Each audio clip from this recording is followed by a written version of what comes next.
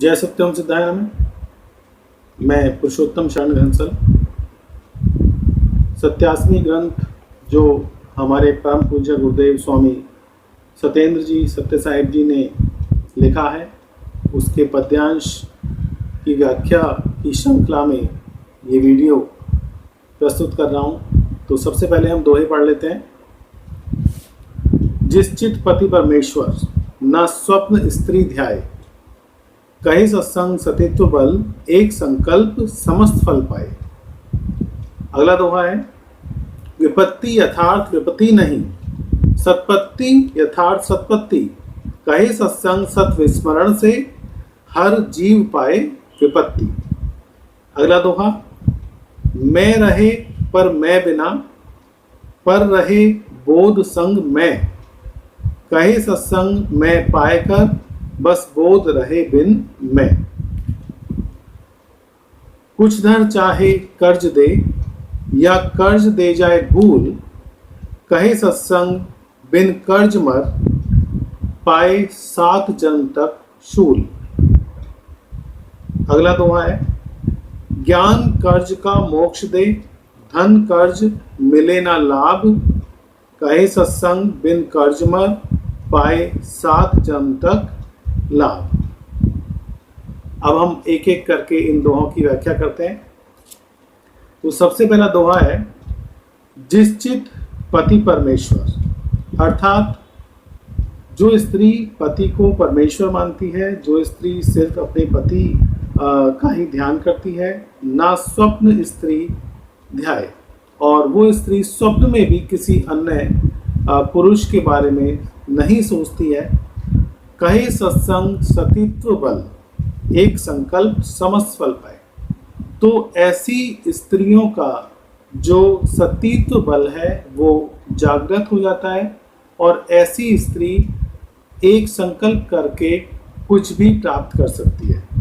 जैसे आपने देखा होगा, रामायण में माता सीता की जो पवित्रता है उसकी तुलना तो की ही नहीं जा सकती। तो उनमें एक बल था कि वो अपनी इच्छा से जो चाहे कर सकती थी, और आपने देखा अंत में कि पृथ्वी में समा गई, जैसा आप सब जानते हैं। तो अगला दोहा है, विपत्ति यथार्थ विपत्ति नहीं, ना सत्पत्ति यथार्थ सत्पत्ति, कहे सत्संग सत विस्मरण से, हर जीव पाए विपत्ति। देखिए, जब एक व्यक्ति को ज्ञान हो जाता है, सत्य का ज्ञान हो जाता है, तो ऐसे व्यक्ति के लिए जो विपत्ति है वो विपत्ति नहीं होती, और जो सत्पत्ति अर्थात विपत्ति का जो संपत्ति बोल सकते हैं, या सद्गति बोल सकते हैं, या सत्पत्ति बोल सकते हैं, वो उसकी नज़रों में नहीं होती।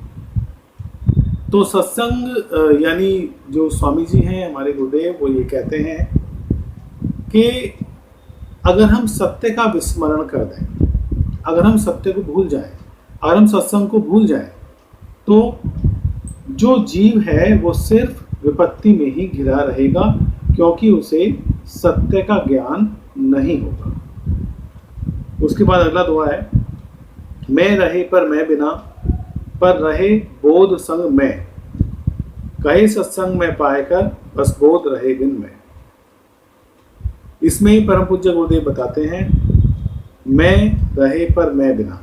मैं यानी मैं तो हूँ, मेरा शरीर है, लेकिन मेरे अंदर अहंकार नहीं होना चाहिए। मैं का मतलब यहाँ पर अहंकार से है, और एक मैं का मतलब मेरा शरीर है।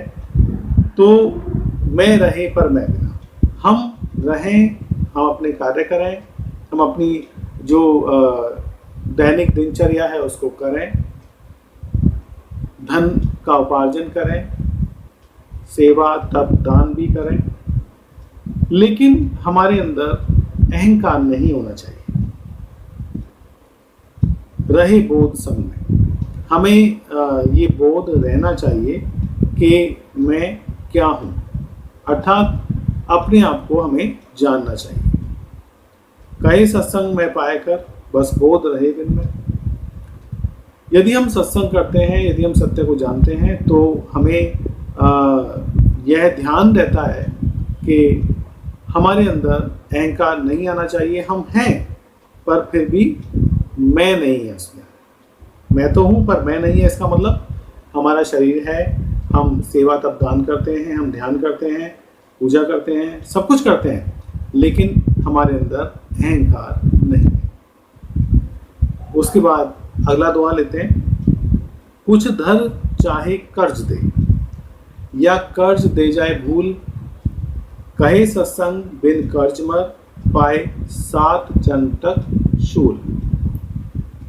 कुछ धर चाहे कर्ज दे, आपने किसी का सामान रखा हुआ है, किसी को कर्ज दिया हुआ है, या कर्ज दे जाए भूल, या आपने कर्ज लिया हुआ है किसी से और आप भूल गए, या जो दिया है जिसने कर्ज वो भूल गया, अर्थात व्यक्ति पर कर्ज चढ़ा हुआ है।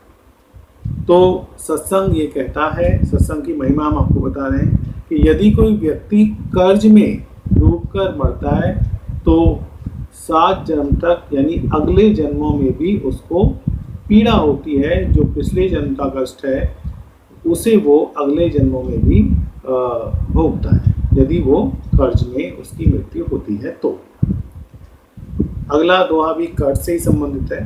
ज्ञान कर्ज का मोक्ष दे, धन कर्ज मिले न लाभ, कहे सत्संग बिन कर्ज मर, पाए 7 जन्म तक लाभ।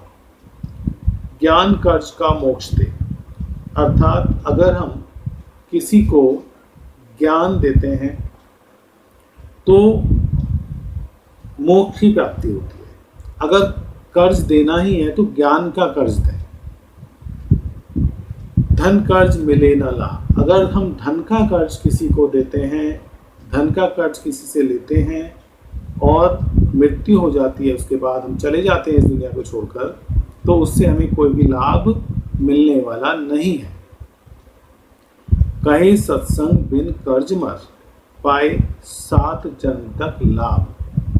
अगर कोई व्यक्ति बिना कर्ज के संसार को छोड़कर जाता है, उसकी मृत्यु होती है, तो 7 जन्मों तक उसे लाभ मिलता है, वो लाभान्वित होता है। लेकिन इससे पहले वाले दोहे में बताया था कि यदि कोई व्यक्ति कर्ज लेकर के मरता है तो ऐसे व्यक्ति को 7 जन्मों तक शूल अर्थात पीड़ा होती है, कष्ट होता है।